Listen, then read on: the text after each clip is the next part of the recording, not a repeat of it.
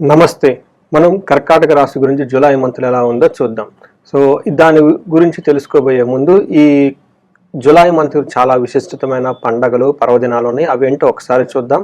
అవి ఎలాంటి సమస్యలకి ఆ పండుగలు జరుపుకుంటే మనకు పరిష్కారం అవుతుందో మనం చూద్దాం. ఫస్ట్ వచ్చేటప్పటికి వారాహి నవరాత్రులు జరుగుతూ ఉన్నాయి. మీరందరూ చక్కగా ఆల్రెడీ చేసుకున్నారని నేను అనుకుంటున్నాను. సో ఎవరైతే కనుక మిస్ అయ్యారో ఓకే, ఇంకా మీరు కనుక చేసుకోగలిగితే వారాహి ద్వాదశ నామ స్తోత్రం చదువుకోండి. చాలా ఎఫెక్టివ్, పవర్ఫుల్గా పనిచేస్తూ ఉంటుంది. పర్టికులర్గా మీరు ఏదైనా విడిపించుకోలేని ప్రాబ్లమ్స్లో కనుక ఉంటే, బాగా చిక్కుకున్న ప్రాబ్లమ్స్లో కనుక ఉంటే అది చదువుతూ ఉంటే మీకు ఫ్రీడమ్ వస్తుంది. రెండోది, జూలై 10వ తారీఖు ఎవరు మిస్ కానీ ఒక ముఖ్యమైన పండుగ ఉంది. అది గురు పూర్ణిమ అని చెప్పుకోవాలి. ఎవరికైతే గురువు సరైన పొజిషన్లో లేరో, నీచ స్థానంలో ఉన్నారో, గురువు మీకు 6th హౌస్లో ఉండే రోగాలను కలిగిస్తూ ఉన్నారు వాళ్ళు, అంతేకాకుండా చదువు ఎవరికైతే సరిగా రావటం లేదో, దీనితో పాటు ఎవరైతే ధన సంపాదన సరిగా లేదో వీళ్ళంతా కూడాను మనకి గురు పూర్ణిమ రోజున మీకు విద్య చేర్పిన గురువులకు కానివ్వండి, మీరు గనక జీవితంలో ఎవరైనా గురువులు ఉన్నా కానివ్వండి, లేదంటే మీకు నచ్చిన ఆశ్రమాలకు కానివ్వండి, మఠాలకు కానీ వెళ్ళి విజిట్ చేసి అక్కడ గురువుల్ని గనక సంప్రదించి వాళ్ళ కాళ్ళకి నమస్కారం చేసి వాళ్ళ యొక్క బ్లెస్సింగ్స్ తీసుకుంటే ఆ గురు దోషం ఏమైనా ఉంటే కనుక పోతుందని మీరు గమనించుకోవాలి. అంతేకాకుండా జూలై 29వ తారీఖు మోస్ట్ ఇంపార్టెంట్ డే. ఆ రోజున నాగపంచమి ఉంది. ఎందుకు నాగపంచమి చేయాలంటే ఎవరికైతే సంతానం రాకుండా ఇబ్బంది పడుతున్నారో, మిస్క్యారేజ్ అవుతూ ఉన్నారో, అంతేకాకుండా పిల్లలకి ప్లస్ తల్లిదండ్రులకి పిల్లలకి మధ్య అంతరం చాలా ఎక్కువగా ఉంది, ఒకళ్ళ మధ్య ఒకళ్ళ మనస్పర్ధలు ఉన్న వీళ్ళంతా కూడాను ఆ రోజు చాలా ముఖ్యమైనగా భావించి చక్కగా నాగ పంచమి జరుపుకోవాలని చెప్పేసి నేను కోరుకుంటున్నాను. సో వివరాలు కనుక చూసుకుంటే, మనం కర్కాటక రాశి కనుక చూసుకుంటే ఇందులో మనకి పునర్వసు 4వ పాదం, పుష్యమి 1, 2, 3, 4 పాదాలు, ఆశ్లేష 1, 2, 3, 4 పాదాలు అంతా మనకి ఇందులో ఉంటాయని గమనించుకోవాలి. పేరు బలం కనుక మనం చూసుకుంటే హీ, హూ, హే, హో, డా, డి, డు, డే, డో అన్న లెటర్స్ అంతా కూడా మనకి కర్కాటక రాశిలో ఉంటాయని మీరు గమనించుకోవాలి. ఈ నెలలో మనకి 2 ముఖ్యమైన ప్లానెట్స్ చేంజెస్ ఉన్నాయండి. ఒకటి సూర్యుడు, రెండోది వచ్చేటప్పటికి శుక్రుడు. ఈ 2 గ్రహాలు మార్పు వల్ల, అంతేకాకుండా అంతకుముందు ఆల్రెడీ బుధుడు మనకి కుజుడు కూడాను కొంచెం చేంజెస్లో ఉన్న పొజిషన్లో ఉండటం వల్ల ఎలా ఉందో మనం చూద్దాం. మనకి లఘు గోచారం, సూక్ష్మ గోచారం ప్రకారం కనుక చూసుకుంటే ఈ గ్రహాల యొక్క సమూహం మనకి సూక్ష్మ గోచారం, లఘు గోచారం అంటారు. దీని ద్వారా ఏంటంటే వార్తల్లో సమరేలాగా, హెడ్లైన్స్ లాగా వెరీ క్విక్గా మనకి హోల్ మంత్ అంతా ఎలా ఉంటుందో ఒక చిన్న చిన్న మాటలు మనం తెలుసుకోవచ్చు.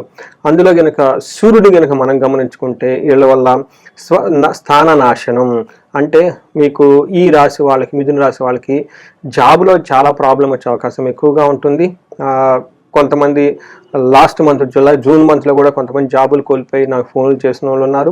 బట్ కొంతమందికి అది జూలై మంత్ 15th వరకు కూడా ఉండే అవకాశం ఎక్కువగా ఉంటుంది. కాబట్టి జాబ్ విషయంలో చాలా జాగ్రత్తగా ఉండాలి. స్థాన నాశనం, మీకు అప్పటిదాకా ఏదైనా పొజిషన్లో ఉంటే ఆ పొజిషన్ కోల్పోయే అవకాశం ఎక్కువగా ఉంటుంది.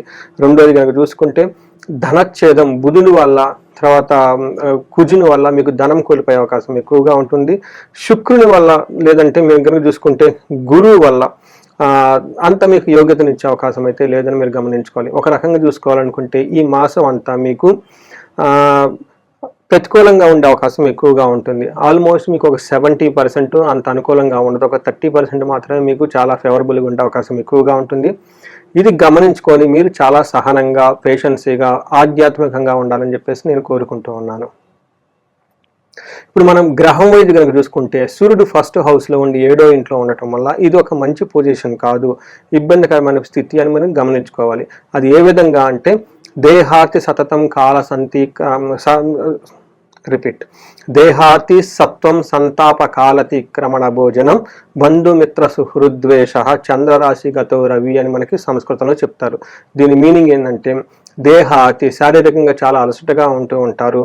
అంతేకాకుండా సత్వం కోల్పోయే అవకాశం ఎక్కువగా ఉంటుంది, అంటే స్టామినాను కోల్పోయే అవకాశం ఎక్కువగా ఉంటుంది. సంతాప కాలతిక్రమణ భోజనం, మీరు టయానికి భోజనం చేయకుండా ప్రొఫెషన్లో చాలా బిజీగా ఉండి హడావుడిగా అటు ఇటు తిరుగుతూ భోజనాన్ని మిస్ చేసుకునే అవకాశం ఎక్కువగా ఉంటుంది. బంధువులతోటి, మిత్రులతోటి, స్నేహితులతోటి గొడవ పడే అవకాశం ఎక్కువగా ఉంటుంది. మిమ్మల్ని వాళ్ళు ద్వేషించే అవకాశం ఎక్కువగా ఉంటుంది. విరోధం కలిగే అవకాశం ఎక్కువగా ఉంటుందని చెప్తూ ఉంటారు. అందుకని చెప్పేసి మీరు కొంచెం శాంతంగా ఇంటర్పర్సనల్ స్కిల్స్ కలిగి కొంచెం ఒక స్టెప్ వెనక్కి తీసుకొని ఉండటం ఈ నెల ఎంతైనా ఉత్తమం అని చెప్పేసి మనం తెలియజేసుకోవచ్చు.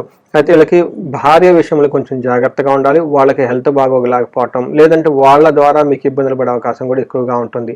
ఓవరాల్గా కనుక చూసుకుంటే సూర్యుడు మీకు ప్రతికూలంగా ఉన్నారు, కొంచెం జాగ్రత్తగా ఉండాలని చెప్పుకోవాలి.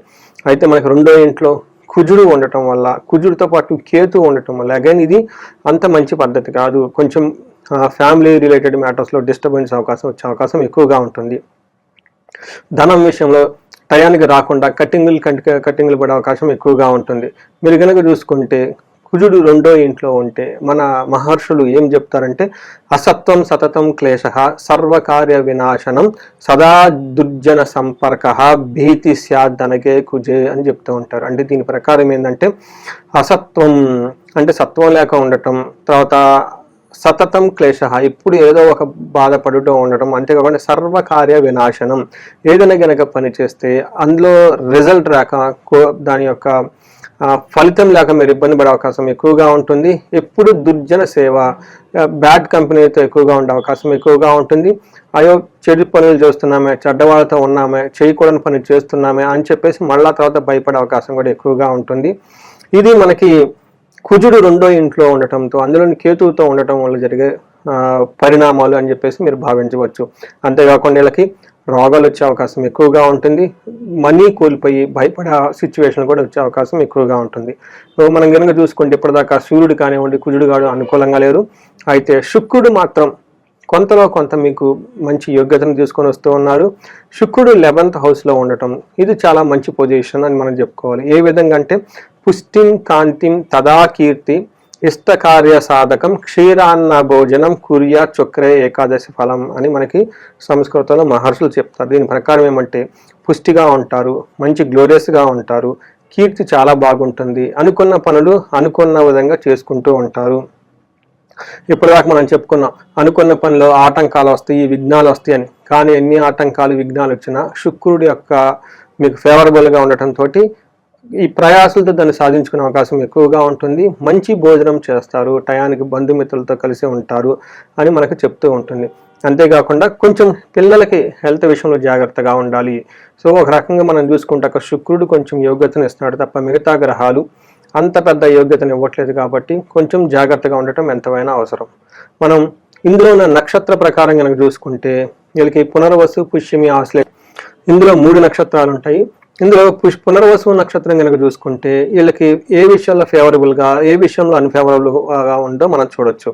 ఇందులో వీళ్ళు ఫేవరబుల్గా కనుక చూసుకుంటే వీళ్ళకి ఐశ్వర్యవంతంగా ఉంటుంది, ధనలాభం ఉంటుంది, సంపదలు ఉంటాయి, క్షేమంగా ఉంటారు అనేది మనం తెలుసుకోవచ్చు. అయితే ఛాలెంజెస్ ఎక్కడ ఉంటాయంటే వీళ్ళకి నాశనము, కలహము, నాశనము చూపిస్తూ ఉంటుంది. అంటే ఇప్పటిదాకా మీరు ఏదైనా గనక పని చేస్తూ ఉంటే ఆ పనిలో రిజల్ట్ లాగా ఆ కార్యక్రమాన్ని నష్టపోయే అవకాశం ఎక్కువగా ఉంటుంది. అంతేకాకుండా మీకు గొడవలయ్యే అవకాశం కూడా ఎక్కువగా ఉంటుంది, మనస్పాధలు వచ్చే అవకాశం ఎక్కువగా ఉంటుంది. దీన్ని దృష్టిలో పెట్టుకొని కొంచెం జాగ్రత్తగా ఉండాలని చెప్పేసి నేను కోరుకుంటున్నా. పుష్యమి నక్షత్రం వాళ్ళకి చూసుకుంటే వీళ్ళకి పాజిటివ్ సైడ్లో కనుక చూసుకుంటే క్షేమంగా ఉంటారు, ఐశ్వర్యవంతంగా ఉంటారు, క్షేమంగా ఉంటారు, ఐశ్వర్యవంతంగా కూడా ఉంటారు. వీళ్ళకి కొంచెం నెగటివ్ సైడ్స్లో ప్రతికూల పరిస్థితులు ఎక్కువగా ఉన్నాయి ఈ పుష్యమి నక్షత్రం వాళ్ళకి. వీళ్ళకి మృత్యు భయము, నాశనము, కలహము, నాశనము చూపిస్తుంది. మృత్యు భయము అంటే ఇంతకుముందు మీరు ఏదైనా కనుక పని చేస్తుంటే ఈ పని దారిలో ఎక్కడన్నా ఆగిపోతుందేమో, ముందు కదలకుండా సిచ్యువేషన్ అంతా స్తంభించిపోతుందేమో అన్న ఒక భయాన్ని మృత్యు భయం అంటారు. అలానే నాశనం చూపిస్తుంది.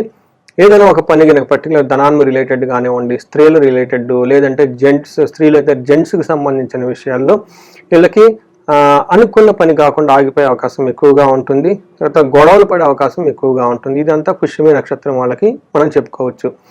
ఆశ్లేష నక్షత్రం వాళ్ళకి చూసుకుంటే వీళ్ళకి ఫేవరబుల్గా క్షేమంగా ఉంటారు, సంపదలు ఉంటాయి, క్షేమంగా ఉంటారు, సంపదలు ఉంటాయని చెప్పుకోవచ్చు. అయితే ప్రతికూలంగా కనుక చూసుకుంటే వీళ్ళకి మృత్యు భయము, నాశనము, కలహము చూపిస్తుంది.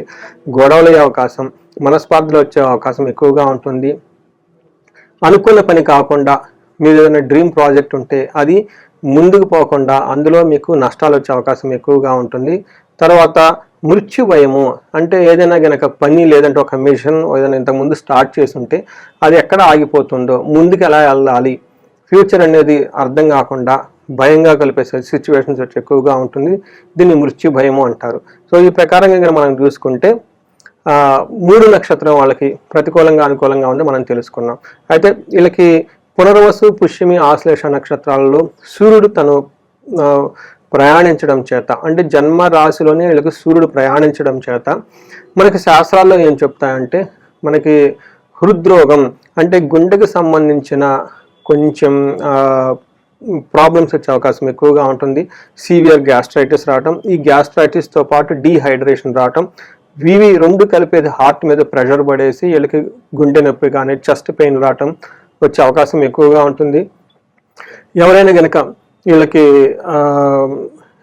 హార్ట్ పేషెంట్స్ ఉన్న స్టంట్స్ అవన్నీ కనుక ఎవరైనా వేయించుకొని ఉంటే ఈ విషయాన్ని కొంచెం ముందుగానే గమనించుకొని ఈ మాసం కొంచెం వీళ్ళకి ఫుడ్ అంతా ప్రాపర్గా ఫుడ్ తీసుకుంటూ చక్కగా వ్యాయామం చేస్తూ ఇట్లాంటి రిస్కీ పనులు చేసుకుండా ఉండాలని చెప్పేసి నేను కోరుకుంటున్నాను. సో పరిహారాలు కనుక మనం చూసుకుంటే వీళ్ళకి ఎక్కువ గొడవలు అయ్యే అవకాశం ఎక్కువగా ఉంటుంది కాబట్టి సుదర్శన హోమం చేయించుకుంటే చాలా కలిసి వస్తుంది. అంతేకాకుండా వీళ్ళకి అనుకున్న పని ముందుకు పోకుండా నాశనం అయ్యే అవకాశం ఎక్కువగా ఉంది కాబట్టి అండి దీనికి అనుకున్న పని ముందుకు పోవటానికి సుందరకాండ పారాయణం చేయటము, లేదంటే ఎక్కువ సార్లు చండీ హోమము, చండీ పారాయణం చేసుకుంటాం. ఇంకా ఎవరైనా కనుక చేయించుకోగలిగితే ప్రతి ఒక్కళ్ళు ఈ రాశి వాళ్ళు ఎంత దృష్టి తర్వాత పీడలు ఇవన్నీ ఉంటే మన్యు పాశుపత అభిషేకం చేయించుకున్నా కానీ చాలా బాగుంటుందని తెలుసుకోవచ్చు. ఈ రాశి వాళ్ళు కుదిరితే ప్రతి ఒక్కళ్ళు శ్రీశైలం వెళ్ళాలని చెప్పేసి స్పర్శలింగ దర్శనము, అది అయిపోయిన తర్వాత అక్కడ అభిషేకము, శివునికి అభిషేకము, వీటితో పాటు అక్కడ చండీ హోమము అని జరుగుతూ ఉంటుందండి. ఇవి 3 కనుక అక్కడ కనుక చేయించుకోగలిగితే చాలా బాగుంటుంది. శ్రీశైలాన్ని మనకి సాక్షాత్తు కైలాసం భూమి మీద ఉన్నట్లు మనం అనుకుంటాం, మనకి పురాణాల్లో చెప్పారు కాబట్టి అంత మంచి ప్లేస్ ఇంకొకటి లేదు మీకు ఈ మాసంలో కనుక దర్శించుకొని మీకు ఆ బాధల నుంచి బయటపడాలని చెప్పేసి.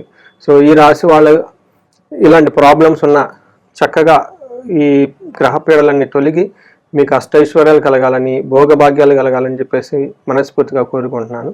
నమస్తే.